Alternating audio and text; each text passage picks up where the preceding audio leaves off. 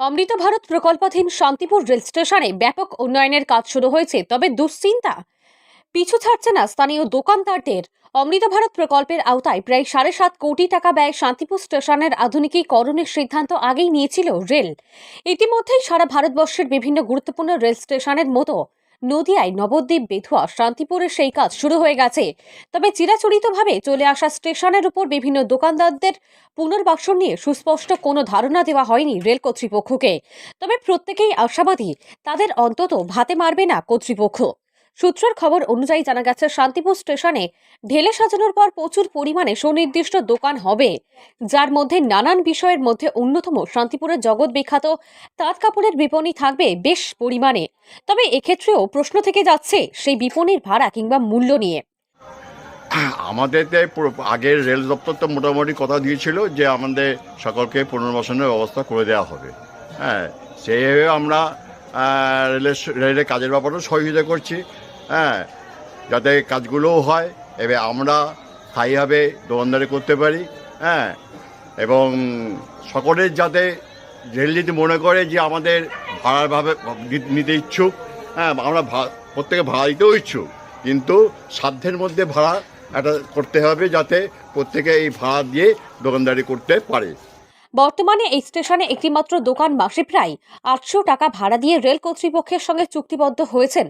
সেখানে আগামীতে এককালীন সেলামি হোক কিংবা ভাড়া, তা সাধারণ ছোটখাটো দোকানদারদের কতটুকু হাতের নাগালে থাকবে তা নিয়েই দুশ্চিন্তা পিছু ছাড়ছে না তাদের। যদি তাঁত শাড়ির বেশ কিছু বিপণী হয়, তাহলে তা সাধারণ তাঁতিদের সেই দোকানঘর আদেও ক্রয় ক্ষমতার মধ্যে থাকবে কিনা তা নিয়েও জল্পনা থেকেই যাচ্ছে। নাকি শুধু বড় বড় ব্যবসাদারদেরই স্থান হবে সেখানে, প্রশ্ন কোনো ধারণা পাওয়া যায়নি কর্তৃপক্ষের কাছ থেকে।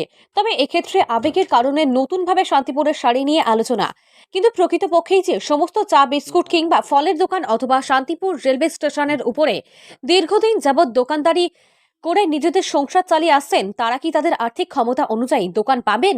বিশ্বমানের স্টেশন হচ্ছে, সেখানে বহু স্টল, হাতের কাজের দোকান তারা থাকবে, এবং যারা পাবলিক যাত্রী সাধারণের সমস্যা না সৃষ্টি করে তাদের জন্য সুন্দর ব্যবস্থা করা হচ্ছে। আজকে তাঁতের জন্য ওখানে স্টেশনের ওপর যারা হস্তচালিত তাদের দোকান করতে পারবে, বিভিন্ন বাইরের লোক আসবে, বিশ্বমানের স্টেশন তৈরি হচ্ছে, আর্থিক পরিস্থিতি বদল হয়ে যাবে। উন্নয়নের কাজ যতই এগিয়ে চলেছে, দুশ্চিন্তা ততই ঘনীভূত হচ্ছে।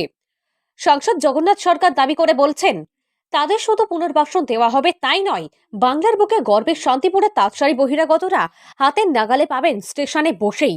আন্তর্জাতিক এবং অত্যাধুনিক মানের এই স্টেশনের কাজ সমর্থ হওয়ার পর বিপুল পরিমাণে কর্মসংস্থানের সুযোগ হবে।